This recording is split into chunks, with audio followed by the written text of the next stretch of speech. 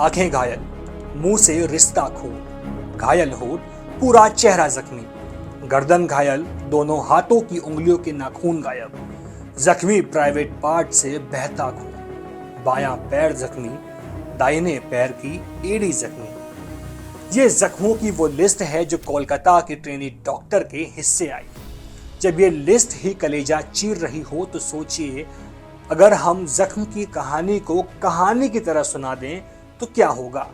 खुद की आबरू को बचाने के लिए जूनियर डॉक्टर ने तब तक लड़ाई लड़ी जब तक होश ने उसका साथ दिया, लेकिन जख्मों की लिस्ट इतनी लंबी थी कि वो दर्द और होश दोनों से हार गई।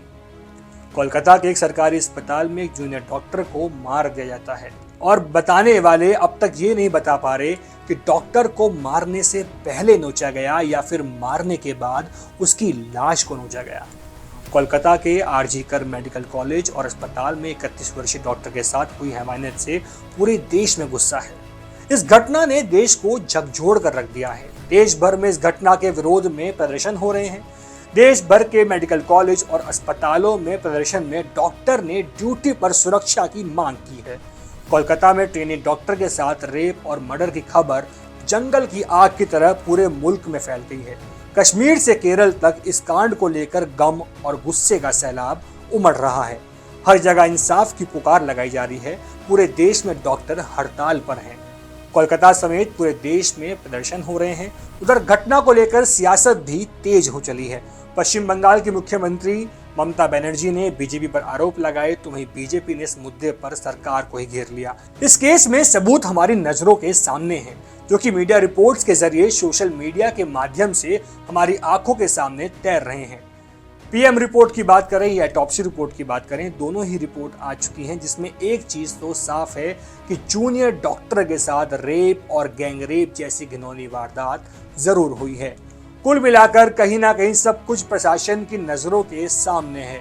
फिर भी क्या आपको नहीं लगता कि सिस्टम फिर से अंधा और बहरा हो गया है? सिर्फ अगर इस केस की बात करें, इस केस में एक आरोपी ने बल्कि और कई शक्ल होने के दावे किए जा रहे हैं। सवाल मगर ये, क्या इस लड़की को इंसाफ मिल पाएगा या फिर पुराने तमाम केसेस की तरह इस केस की फाइल भी किसी सरकारी दफ्तर में धूल फाक रही होगी। अब इस केस में भी कायदे और कानूनों की अर्थी उठती दिखाई दे रही है। कोलकाता हाईकोर्ट की ओर से इस मामले की जांच सीबीआई को सौंप दी गई है और अब ये केस उसी सीबीआई को सौंपा गया है जिस सीबीआई ने आरुषि केस को हैंडल किया, या ये कहें कि जिस सीबीआई ने सुशांत सिंह राजपूत केस को हैंडल किया। इन केस का क्या हर्ष हुआ ये तो किसी से छुपा नहीं है और अब वही सीबीआई इस मामले की जांच करेगी। अब इस मामले की जांच कब तक पूरी होगी ये तो किसी को नहीं पता। खैर, तब तक सभी ये मामला भूल जाएंगे।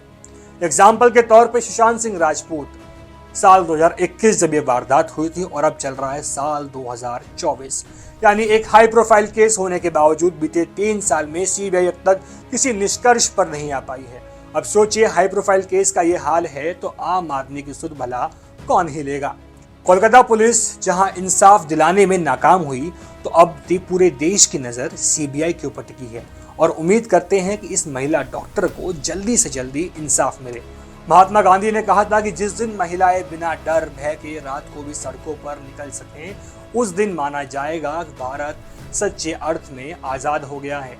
लेकिन आज़ादी के 78 साल बाद भी कई जगहों पर ऐसा देखने को मिलता है कि महिलाएं और बच्चियों का रात को सड़क पर निकलना तो छोड़िए, वो घर पर भी सुरक्षित नहीं है, पड़ोस में भी सुरक्षित नहीं है और अब तो एक महिला डॉक्टर अपने अस्पताल में भी सुरक्षित नहीं है।